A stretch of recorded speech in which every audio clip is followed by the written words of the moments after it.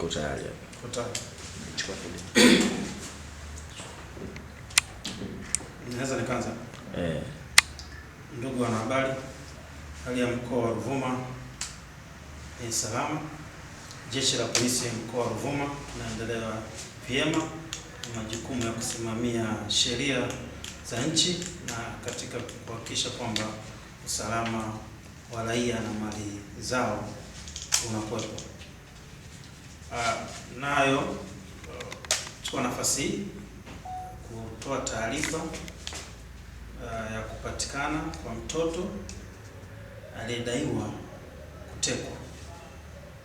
Napenda kutolea ufafanuzi juu ya video mjongeo ilionekana kusambaa tarehe 12 mwezi wa 3 2025 katika mitandao ya kijamii juu ya kutekwa kwa mtoto Shadrack Adam, miaka 11, mwanafunzi wa darasa la 6 wa shule ya msingi Nanjoka B iliyoko Tunduru na kupelekwa jijini Dar es Salaam, taarifa ambayo sio ya kweli.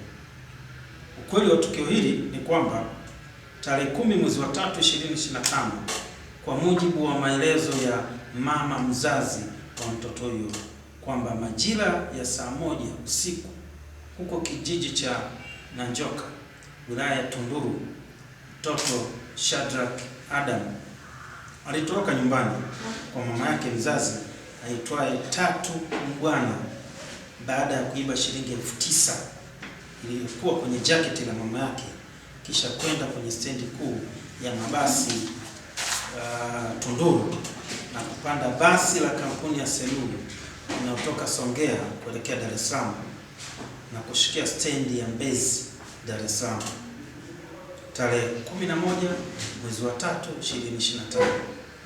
Mtoto huyo alianza kuzuazurua eneo hilo la stendi ya mabasi Mbezi, na ilipofika majira ya saa 3 asubuhi aliokotwa na msamaria mwema ambaye jina lake tumelihifadhi na kumpeleka nyumbani kwake na kuanza kumhoji.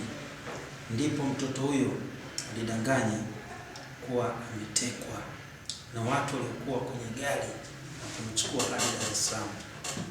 Baada ya kutoa taarifa hiyo, msamaria mwema huyo alirekodi video fupi na kuisambaza mtandaoni kwa ajili ya utambuzi wa ndugu zake, na ndipo mama mzazi wa mtoto huyo alipowasiliana na mtoa taarifa kwa ajili ya taratibu za kumrudisha mtoto Tunduru na kupokelewa Tunduru akiwa salama. Aidha, mama mzazi ameeleza kuwa mtoto huyo hakutekwa, bali amekuwa na tabia ya kutoroka nyumbani, na hiyo ni awamu ya 3 anatoroka. Mara ya kwanza alitoroka na kwenda Dar es Salaam, mara ya pili alitoroka na kwenda Masasi, na mara hii ya 3 tena ametoroka na kwenda Dar es Salaam baada ya kumwibia fedha. Jeshi la polisi linapenda kuwatoa hofu wananchi wa mkoa wa Ruvuma juu ya tukio hili, kuwa mtoto huyo hakutekwa, na yeye mwenyewe baada ya kumhoji amekiri kuwa alitoroka baada ya kuiba fedha za mama yake.